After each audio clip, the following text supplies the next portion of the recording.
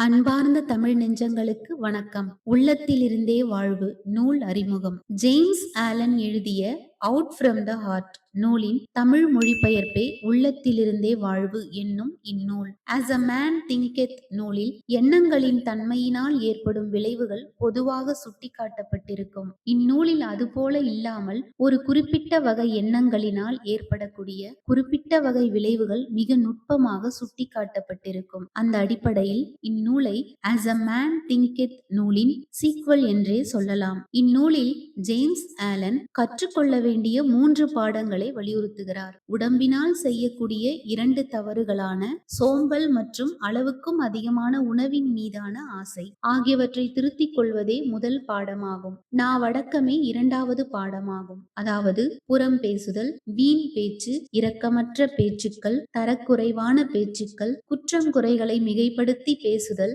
என்னும் நாவின் தீய ஒழுக்கங்களை நீக்குவதே 2வது பாடமாகும். இவை இரண்டும் உடம்பின் தீய ஒழுக்கங்கள், நாவின் தீய ஒழுக்கங்கள் என்று சுட்டிக்காட்டப்பட்டாலும் இவை அடிப்படையில் மனதின் தீய ஒழுக்கங்களே. இவ்வாறு சுட்டிக்காட்டுவதால் அடையாளம் கண்டு திருத்திக் கொள்வதற்கு சுலபமாக இருக்கும் என்பதால் இந்த நடைமுறை இந்த நூலில் கையாளப்பட்டுள்ளது. 3வது பாடமாவது தன்னலம் கருதாமல் கடமையை ஆற்றுவது, நேர்மையை கடைபிடிப்பது, மன்னிக்கும் மனப்பான்மையை வளர்த்துக் கொள்வது என்னும் குண இயல்புகளை கடைபிடிக்க மனப்பான்மையை ஒழுங்குபடுத்திக் கொள்வதாகும். வெள்ளத்தனையது மலர் நீட்டம், மாந்தர் தம் உள்ளத்தனையது உயர்வு என்னும் வள்ளுவனின் வாய்மொழியை செயல் வடிவமாக்கும் வகையில் இந்நூலை ஆங்கில நூலாசிரியர் ஜேம்ஸ் ஆலன் வடிவமைத்துள்ளார் என்றே சொல்லலாம். இந்நூலை சே. அருணாச்சலம் அவர்கள் தமிழில் மொழிபெயர்த்துள்ளார். இந்நூலை ஆடியோ புத்தகமாக வாசிக்கும் நான் வேலூர் மாவட்டத்தைச் சேர்ந்த டி. தேவி. வள்ளியம்மை பதிப்பகம் செயலியை சப்ஸ்கிரைப் செய்து ஆதரவு அளித்து வரும் வாசக அன்பர்களுக்கும் நேயர்களுக்கும் எங்கள் நன்றி கலந்த வணக்கங்களை தெரிவித்துக் கொள்கிறோம். இனி புத்தகத்திற்கு செல்வோம் வாருங்கள். முன்னுரை. மனிதன் தன்னை தானே சரிப்படுத்திக் கொள்வதன் அடிப்படையில்தான் எல்லா முன்னேற்றங்களும் நல்லொழுக்கங்களும் அடங்கியிருக்கின்றன என்று கன்பூஷியஸ் கூறுகிறார்.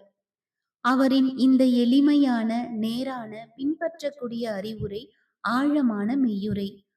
உலகின் துன்பத்தை குறைப்பதற்கு தன்னை ஒழுங்குபடுத்திக் கொள்வதை விட சிறந்த வழி கிடையாது. தன்னை சீர்படுத்திக் கொள்வதை விட மெய்யறிவிற்கு இட்டுச் செல்லும் நேர்வழி வேறு கிடையாது. தன் தவறுகளை திருத்திக் கொள்வதை விட தலையாய பணி எதுவும் கிடையாது. உயர்ந்த அறிவியல் விஞ்ஞானமும் கிடையாது. எவன் ஒருவன் தன் குற்றம், குறை, தவறுகளை அறிந்து உணர்ந்து அவற்றை நீக்கும் முறையை கற்றுக்கொள்கின்றானோ, உள்ளம் மாசின்றி சுத்தமாக இருக்க வேண்டும் என்று விழித்திருக்கின்றானோ, அலைபாய்ந்து கொண்டிருக்காத சாந்தமான மனதை ஆழ்ந்து நோக்கி காணும் அறிவான மனதை அடைய நினைக்கின்றானோ, அவன் மனிதனால் ஏற்க முடிந்து ஈடுபடக்கூடிய மிக உன்னத பணியில் ஈடுபட்டிருக்கின்றான். அதன் விளைவாக அவன் வாழ்வு பேரருளும் பேரழகும் நிறைந்து ஓர் ஒழுங்குடன் விளங்கும். இதுவரை நீங்கள் கேட்டது உள்ளத்திலிருந்தே வாழ்வு நூலின் முன்னுரையாகும். நன்றி, வணக்கம். இந்த காணொளியின் டிஸ்கிரிப்ஷனில் வள்ளியம்மை பதிப்பகம் செயலிக்கான பிளே ஸ்டோர் லிங்க் வழங்கப்பட்டுள்ளது.